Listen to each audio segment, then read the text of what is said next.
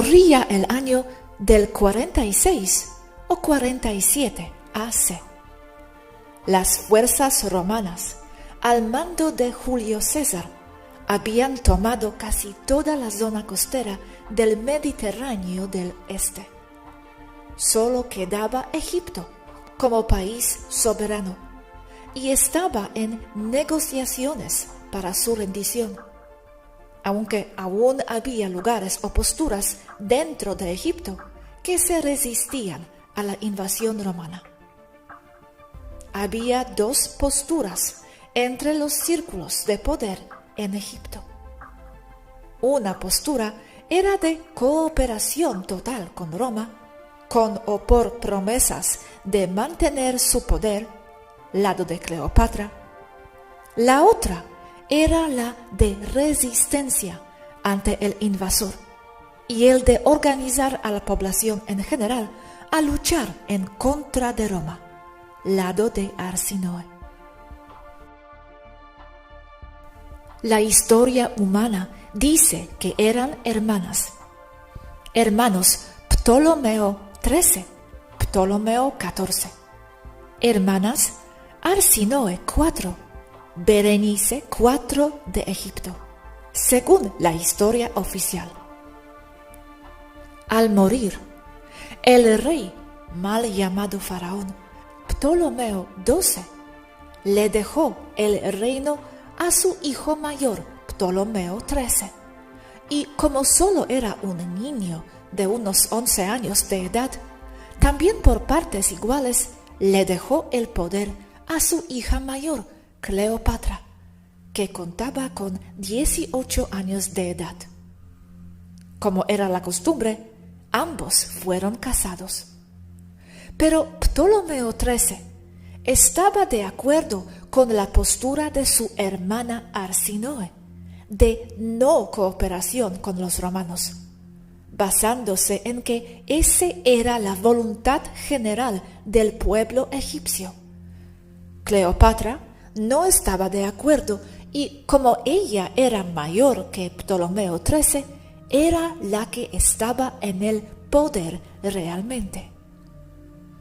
Para este entonces, los romanos ya tenían una base a las afueras de Alejandría, y como estaban en preparativos para invasión mayor, estaban en grandes números y bajo el mando de Julio César mismo. En sí, Ptolomeo y Cleopatra acabaron riñendo, y Arsínoe y Ptolomeo XIII la expulsaron de Egipto, al Bajo Nilo, con sus guardias. Esto fue un grave error, porque poco después, solo unas semanas, Cleopatra regresa a infiltrarse de nuevo en el palacio real.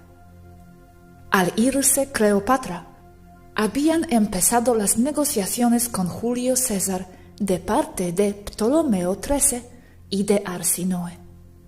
Y Julio César se encontraba como huésped en el palacio real. Infiltración de Cleopatra en el palacio real. Según el historiador romano Plutarco, dice: Cleopatra entró a Alejandría en un pequeño bote de remos y aterrizó justo junto al palacio, justo al anochecer, y por su pequeño tamaño fue capaz de entrar en él sin ser detectada. Se envolvió a sí misma en una cobija gruesa amarrada con una cuerda gruesa, y sus cómplices la llevaron cargando dentro de eso hacia las habitaciones del César. Entonces, ya dentro del cuarto con César, ella sale de su envoltura y entra en la cama de Julio, lista para revelarse ante él justo en el momento que tendría el mayor impacto. Esto indica la voluntad de Cleopatra, que era capaz de hacer cualquier cosa por alcanzar sus propósitos. El César tenía 52 años de edad, ella solo 22. Plutarco. Esto en sí se considera un acto calculado de alta traición a su familia real y a Egipto. Ella se desarregló el cabello, se desgarró sus ropajes y se corrió el maquillaje para parecer que había estado llorando. Una escena de teatro para manipular a Julio César. Pero ella solo lo calculaba todo y no había llorado ni una sola lágrima. Y con esta apariencia le pidió: «Oh, poderoso César, me han destituido de mi derecho de nacimiento como reina de Egipto y viviré en destierro por toda la eternidad, a menos de que tú, oh César, me devuelvas mi destino que es mío por derecho, y por lo tanto, yo, una reina, te lo suplico y me pongo a tus pies». Cleopatra pasó la noche entera con el César, pero a la mañana siguiente Ptolomeo XIII mismo la encontró y la vio allí con él. Y el niño, que ya era mandatorio y sabía cómo hacerlo, tiró su diadema y salió corriendo, gritando que Cleopatra lo había traicionado y que con ello había dado una puñalada por la espalda a todo Egipto. Con esto, Ptolomeo XIII convocó a las armas y Julio César a las suyas, y comenzó una gran y sangrienta batalla. Las fuerzas del César irrumpieron en el palacio y tomaron rehenes a Arsinoe y a Ptolomeo XIII. El César mismo tenía agarrado a Ptolomeo XIII del brazo y solo era un niño. Lo llevó arrastrando fuera. Mientras tanto, en el puerto, los soldados romanos atacaron y prendieron fuego a los barcos egipcios. Y con ello también se incendió el resto de la ciudad de Alejandría. Entonces los soldados egipcios dejaron de combatir a los romanos para ir a intentar acabar con las llamas y salvar la ciudad. Las fuerzas romanas entonces fueron a tomar el gran faro de Alejandría, Faros, porque quien controlaba la isla en donde estaba, controlaba todo el tráfico marítimo que entraba y salía del puerto de Alejandría. Tomaron el control del gran faro de 100 metros de alto, una de las llamadas maravillas del mundo antiguo y emblema real de la familia de Cleopatra. Arsinoe logró escapar de sus cuidadores romanos y, saltando por una ventana al Nilo, nadó lejos de ellos. E inmediatamente logró contactar con los líderes o los generales egipcios que estaban haciendo lo posible para enfrentarse a las legiones romanas y al mismo tiempo salvar a la ciudad de las llamas. En este momento, los generales y la población en contra de Roma, esa misma noche, proclamaron a Arsinoe como su reina, como la que los llevaría y los guiaría en contra de Roma. En este momento, los romanos habían puesto su base de operaciones en la isla de Faros y estaban bajo una falsa confianza en su habilidad militar y gravemente subestimaron la capacidad militar de los egipcios. Se organizó un contraataque y fue devastador, porque estaban básicamente atrapados ahí los romanos. El mismo Julio César tuvo que salir nadando para salvar su vida hacia uno de sus barcos, el más cercano. El gran Julio César había sido derrotado por Arsínoe, que solo contaba con 16 años de edad. Pero no duró eso mucho. Durante la trifulca, el joven Ptolomeo XIII intentó escapar de los romanos nadando, pero cargado de sus adornos de oro reales, no pudo flotar y se ahogó en el intento. Cleopatra ha logrado deshacerse de su primer rival para el trono de Egipto sin tener que hacer nada. En ese momento se encontraba ya en uno de los barcos de guerra romanos junto con Julio César. Pocos días después, el César trajo refuerzos desde Siria, legiones romanas de combate y de élite. Contraatacaron el Palacio Real en Alejandría y tomaron el control. Pero los romanos no invadieron a Egipto, se lo dieron a Cleopatra, proclamándola reina indiscutible. Y por tradición debería casarse con su hermano menor Ptolomeo XIV, que solo era un niño pequeño. Arrestaron a Arsínoe y fue puesta en un calabozo en el mismo palacio y puso a 2 guardias ahí. Julio César dio instrucciones para que se la llevaran a Roma cuanto antes. Cleopatra aseguraba que era la reencarnación de la diosa Ishtar y usaba esto para ganarse el respeto del pueblo egipcio. Pero también, y al mismo tiempo, Arsínoe aseguraba ser la reencarnación de la misma Ishtar, ocasionando confusión y escepticismo en los egipcios hacia ambos lados. Pero como era Cleopatra quien estaba en el poder, comenzaron a verla como Ishtar. Es aquí en donde nace el concepto de la Ishtar negra y la Ishtar blanca.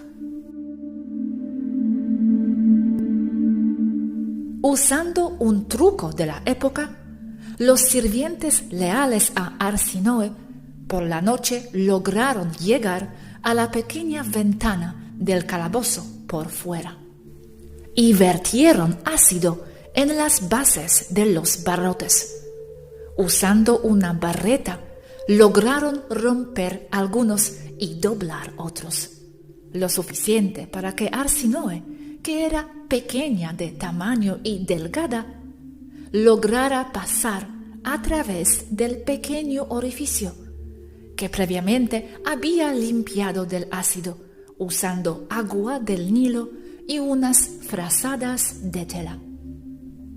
De ahí la movieron a un pequeño bote de remos. Y en la oscuridad de la noche atravesaron el Nilo a una pequeña caravana que aguardaba.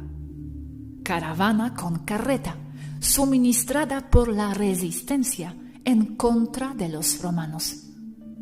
De allí, escondida y vestida de campesina, Arsínoe fue llevada a Palestina, a la pequeña ciudad de Magdala, en la costa occidental del mar de Galilea.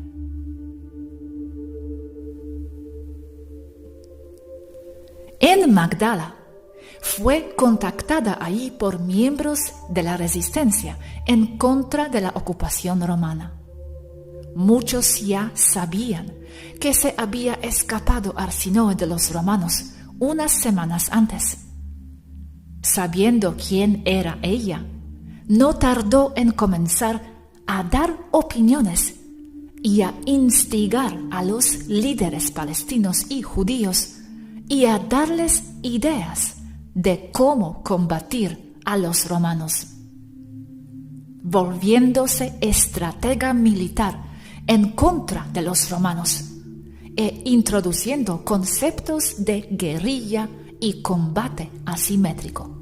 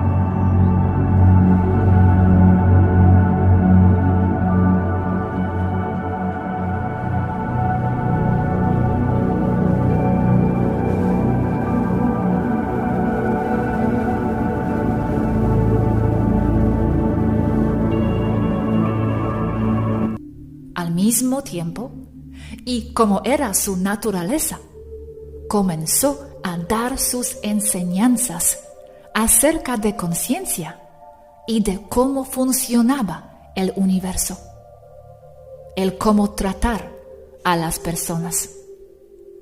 Y poco a poco levantó popularidad en la zona, aún sin quererlo.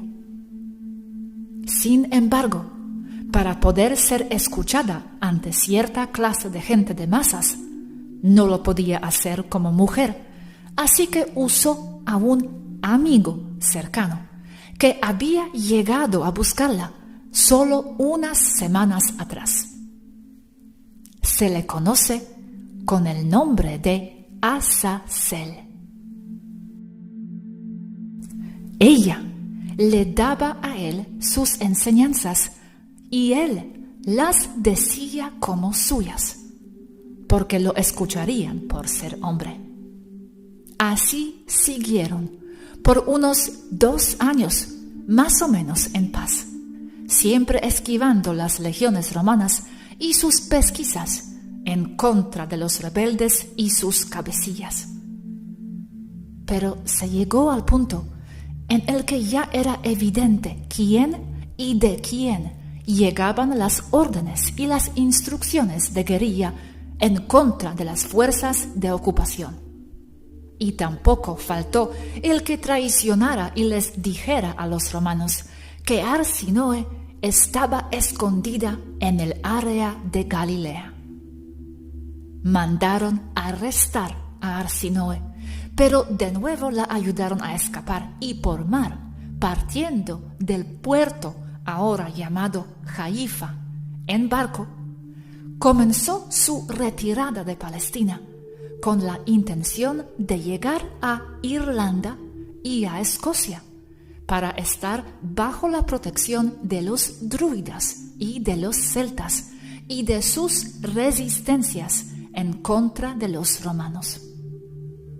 Azazel se quedó atrás para cubrir la retirada, con la intención de escapar también en otro barco, pero también lo habían acusado de lo mismo, de instigador de masas.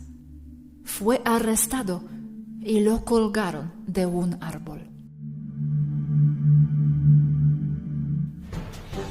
Nombre de María, equivalente a Virgo, como en la Virgen María, como en base a Ishtar.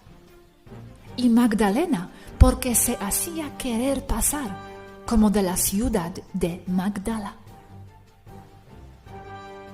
María Magdalena, la que estaba cerca de Jesús, una prostituta, de lo que recuerdo.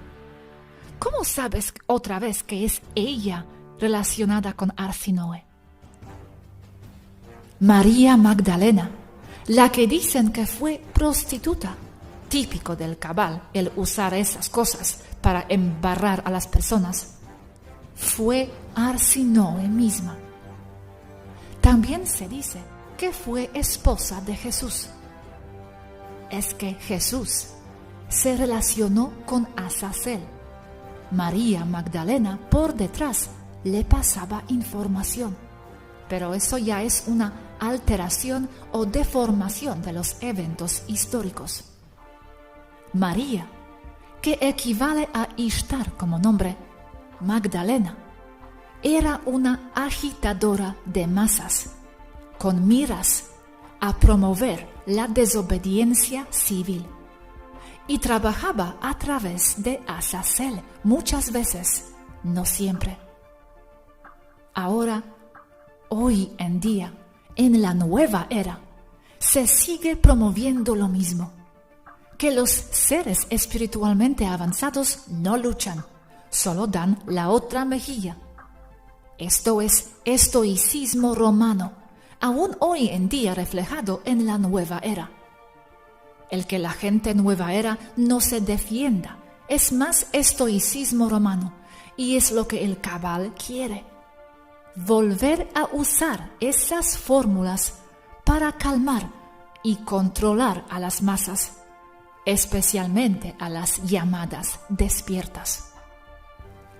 Volviendo a Arsinoe María Magdalena, claramente se usó parte de lo que ella y Azazel vivieron allí como parte de la historia por Josefus y sus escribas, precisamente con miras a embarrar y hacer menos la influencia subversiva de Arsinoe María Magdalena. Por eso la pintan como prostituta, porque les ocasionó a los romanos muchos problemas al ser una de las cabecillas de la resistencia en la zona de Palestina. Se usó todo como parte de la historia a conveniencia romana, mas con miras a desacreditar también a Arsinoe, que fue la única mujer en derrotar a Julio César militarmente. La borraron de la historia. Tanto Cleopatra como Arsinoe insistían en ser Ishtar por ganarse la lealtad de los egipcios. Y de allí se creó a las dos, la blanca y la negra. Adoptaron a Cleopatra como símbolo y como icono, como Ishtar, la que adora el cabal, a la que hacen templos como el de Notre Dame, porque ella les dio a Egipto, que el cabal quería desde tiempo atrás, desde la época de Nefertiti y Akhenaten. Por eso hay una Ishtar blanca y una Ishtar negra. Solo se toma a la positiva la Cleopatra, porque el cabal voltea todo, como pasa con Enki y Enlil. Cleopatra es la buena, porque les sirvió a ellos, les entregó a Egipto. Arsinoe es la mala, porque luchó contra ellos. Como ya les he dicho, nosotras aquí, o yo en este caso, representamos el lado de Enlil, que siempre ponen como el malo, y Enki como el bueno, y ponen a Enki como Akhenaten Moisés, y luego como Jesús. Todo está de cabeza. Recuerden porque está narrado desde la perspectiva del cabal. Y el vencedor es quien escribe las historias, pero difieren de la realidad. Yo soy la mala, la instigadora de masas desde siempre, la problemática. Pero es decisión de cada quien qué ver y qué creer. Solo sé que muy adentro de mí está el luchar y nunca rendirme, ni siquiera en la muerte. El regresar como mala hierba a proteger quienes no se pueden defender a sí mismos. Solo sé que algo me mueve y sigo así.